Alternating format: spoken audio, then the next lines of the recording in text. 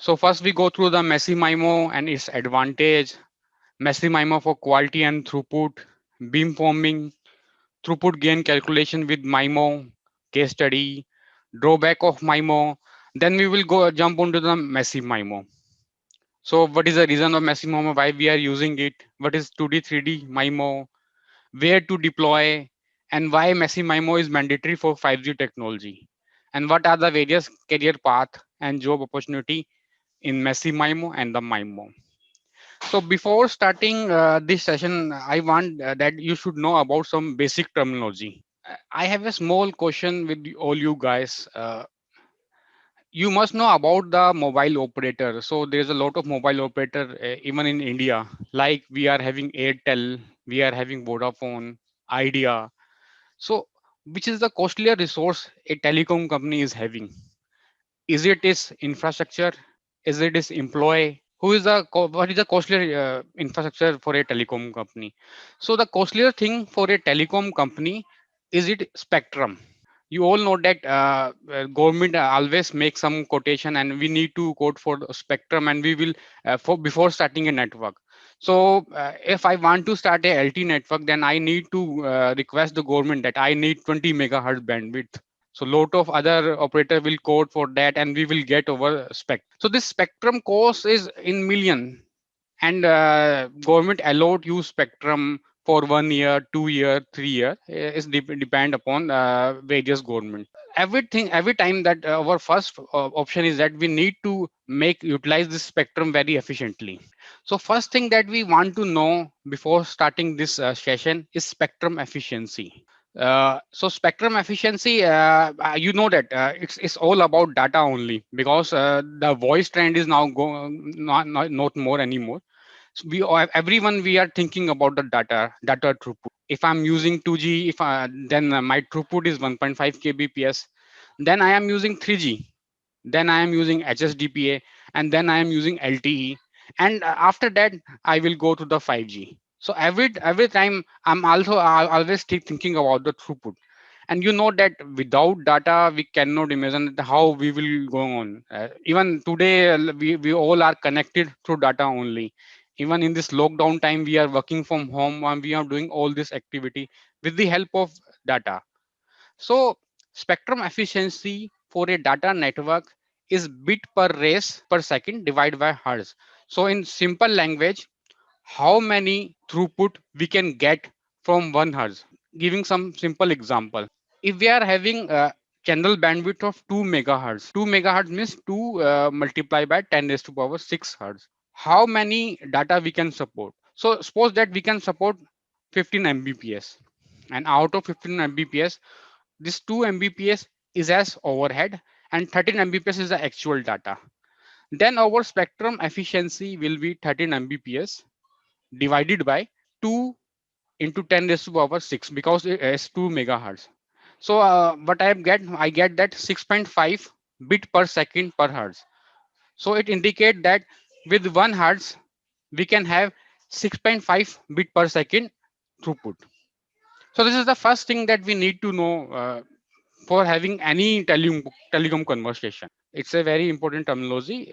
Let me go to the second terminology. It's the cell throughput and user throughput. Cell throughput is basically average throughput of all user in the network, because we know that we are having a lot of BTS across the network, and one BTS is serving some fixed area. So if we add throughput of all user in a fixed area, then we can find out what is the cell throughput. And user throughput is as simple as I'm working on my laptop and I'm running speed test and I'm getting it is my throughput. So it is a user throughput. So once again, let me tell you the formula of spectral efficiency is over data rate divided by channel bandwidth. So one thing that we need to make note that change in channel bandwidth will not affect our spectral efficiency, because spectral efficiency is per hertz. So it is if it is 20 megahertz, so it will be divided by 20. If it is 5 megahertz, is divided by 5. We know that at present India we are having very mature LTE network. So operators always thinking about increasing his revenue. So how we can increase our revenue? We can increase our revenue by utilizing our resource more efficiently. So the most important resource is our spectrum. So if we want to utilize our spectrum, so it indicate that we need to increase our throughput. So we do not want to purchase additional spectrum from government, and we need to manage with this only. So it's just like that, you are free in your lockdown time, you are doing your study, you are utilizing your time, so you are increasing your efficiency. So in LTE network, if we want to increase our spectral efficiency, so what is the various way? The first way is that massive MIMO. So massive MIMO is a thing which can help us to increase our throughput. Throughput means more data. More data means more money. So it's all about revenue and customer satisfaction. If I am doing some online gaming, so it is not good for me that my game gets stuck, or I'm watching HD video, so it is not acceptable that SD video get just streaming happening. The one I want to give one more example. Suppose that you are going on some ride on Uber and it is autonomous system. So you always, because this autonomous system will be run on any network, so throughput must be very high, because you need to assume that you are sending lot of data. So you cannot, it's a critical thing, life critical thing, you cannot assume that your throughput, when you sending the data, then streaming will be happening. So this throughput is very important for us. So let me start with some technique to increase our spectrum efficiency. So these techniques are MIMO and massive MIMO. So now we jump on our main topic. So what do you understand by MIMO? MIMO means multiple input, multiple output. You can see the two picture in this slide. In one picture where we can see that one highway is there, and in highway one lane is there, and the car is going on. So we are not utilizing this highway efficiently. In second picture you can see that two car is moving, so you can say that our highway is getting more utilized. So we are having multiple input and multiple output. So in this case, this is a classical example of 2 cross 2. We are having two input and we are having two output. So MIMO is like that only. Without MIMO, our network will be single input, single output. And with MIMO, our network will be multiple input, multiple output. So the first thing that we already know that MIMO, multiple input, multiple output. So what is the benefit of MIMO? The first benefit, we will get gain in spectral efficiency. Second thing, we get throughput. We get high throughput. High throughput, high spectral efficiency is clearly indicate that customer satisfaction.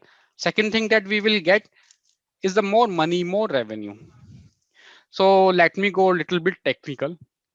So the massive MIMO benefit we can divide into three parts. First is over spatial multiplexing gain. Second is over array gain, and third is over diversity gain. Spatial multiplexing is clearly that we are having multiple stream of data. So multiple stream of data is similar that we are having two parallel highway, and lot of car is going on. So we will be having the more throughput. Second advantage of MIMO is the array gain. Array gain means beam forming effect. We will have all this thing in detail. And third is the diversity gain. So basically this diversity gain means that we are going for quality. Let me go to the all this thing one by one so that you can better understood. So our MIMO, basically we can utilize our MIMO for two things. We can go for quality and we can go for throughput. So if you talk about throughput, it means that we are increasing our overall bit rate because we are having more than one path, multiple input, multiple output. So this is a similar thing. You had seen that now we are having two path. So definitely more number of car can pass. So in similar from our base station to mobile, if we are having more path, then our throughput will get increase. The second thing that we are talking about is quality. Take the example that I'm having some data near the BTS, and my quality is very good. On that time, I'm very much satisfied with my network. But consider that I'm going far from base station. When I'm going far from base station, then my quality will get reduced. On that case, this massive MIMO will not make increase my throughput, but it will help to increase quality. How? Because we are having more than one path. So on that case, our bit rate will not increase. Our quality will increase because large number of parts means we can combine the same signal together and together. So if we are having the same signal from two channel, then possibility that our quality will improve. And if we are having the different signal from different channel, then our throughput will improve. So my MIMO can be used for quality and can be used for throughput. So these are the we already covered that the part A and part C. Part A is a spatial multiplexing gain. Spatial multiplexing gain means multiple stream of data, and diversity gains means more number of transmission part, because we are having more number of transmission part, but we are sending same data. When we send same data again and again, it means that we are increasing our quality. Our quality get improved. The third thing is array gain, which is most important thing in today's scenario. You can see that how this traditional network is there. We are having base station and we are having three sector. So this is sector 1 and this is sector 2 and sector 3. So if I am standing in front of sector 2, so I got the coverage of sector 2. And if I am standing in front of sector 3, I got the coverage of sector 3. So if I am near to the site, my signal is more. If I am far away from the site, then my signal is less. So this is a traditional thing. We are not doing any more such type of thing. Now we are on fifth generation of telecom. So now we are looking for the beam forming. Beam forming means we are just making one single beam. You can see that we don't have coverage. We no coverage is there. So this all this area is without coverage. So we are having coverage only on this area. So what we are doing, we are making narrow beam. So this beam is only concentrated to the user. Wherever user is moving, beam is following them. So this concept is also can achieve with the help of MIMO. So how to make beam? So just for a layman, we are having signal from one antenna, we are having signal from second antenna, and when we combine these two signal on the same phase, then we will get the final beam. So this final beam will be strong enough to serve a user. So it's not any more conventional that we just put a tower and we need to go near to the tower to make good quality. Let's more study about the spatial multiplexing. Spatial multiplexing means multiple stream of data on same resource. So I'm going through the case study. So in this case study, our network is LTE network and we are having bandwidth of 20 megahertz. So whenever we are on LTE network, there is a lot of modulation scheme that come across. So we can have 16 QAM, we can have 64 QAM, we can have 256 QAM. So I hope that you all must know about this QAM. So I'm just giving some simple example. 64 QAM means 2 raised to power 6. So we will be having 6 symbol, 6 bit in a symbol. So if I am having BPSK, in BPSK, we will be having 2 bit per symbol.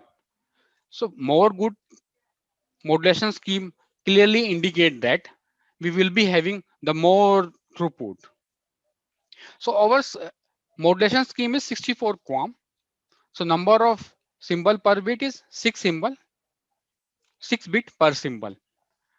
So in LT basically 20 megahertz indicate that we are having 100 resource block. Basically in LT we are having subcarrier and we divide over band into number of resource block. So if I get more number of resource block, on that case, my throughput will be more. So it is just as simple thing. I need to have more resource block for more throughput. So let's calculate if 20 megahertz is allocated to me completely, what will be the throughput for me? So it's 64 QAM. 64 QAM means 6 bit per symbol. And basically, if it is about 6 bit, then I can transfer 6 bit in one resource element. So what we need to do, we need to calculate number of resource element in a resource block. So number of resource element in a resource block can be found out with the help of simple formula. 12 close 14 is equal to 168. So this is a 168, and now we need to find out what modulation scheme we are using. In this case, we are using 64 QAM. So 168 multiplied by 6 is around 1 Mbps. So throughput without MIMO that we are getting is 1 Mbps with one resource element. Now we know that we are having 100 resource block. So 100 resource block, then our throughput will be 100 into 1. So we will get 100 Mbps with the help of 20 megahertz bandwidth. And if we are having two stream parallel, so in that case, if we are having two parallel stream, then our throughput it just get double. So our throughput will be 200 Mbps. But one thing that we need to keep in mind, we must be having good quality. If we are having good quality, then we use our MIMO for getting more throughput. Just take example of this black UE. In this black UE is in the near of tower and it is having high signal to noise ratio. High signal to noise ratio indicate that we are having very good quality. So we can utilize our MIMO for getting multiple stream. So with two stream, our throughput get doubled. But if I am having bad quality, then my first motive to maintain quality. On that case, I will be using this TX diversity principle. So the same type of data will be sent on multiple stream to retain my call or data. So what is the drawback of MIMO? Because we know that every technology come with some cost and everything. So we cannot say that if we implement MIMO, then our throughput will get increased without making any expense. Because this MIMO, we need two input and two output in classical 2 cross 2. And if it is 4 cross 4 MIMO, then we require 4 input and 4 output. The first thing is that our handset must support MIMO. So we are having lot of handset, iPhone, Samsung. So some handsets support MIMO and some not. But if you talk about the today's scenario, most of the handset is supporting MIMO. But MIMO can be 2 cross 2, it can be 4 cross 4, and it can be 8 cross 8. So till date, the maximum MIMO that we are using is 8 cross 8. If you talk about the 8 cross 8 handset penetration, so we are having less number of handset that supporting 8 cross 8. So even as an operator, I will implement my network 8 cross 8, but my handset will not support. So this thing that we need to keep in mind that our handset support is directly proportional for MIMO. So MIMO basically make our implementation complex, because now what we are doing, this is our base station and this is our UE. Previously we will be having only one channel. Now what we are making two channel, then we are making three channel, then we are making four channel. So in both hand, we need to transmit and receive through four channel. So if you talk about the cabling, then I must be having the four cable. And if you talk about same thing will be happening at mobile end. So we require additional power amplifier at both TX and RX. And we also require additional antenna element.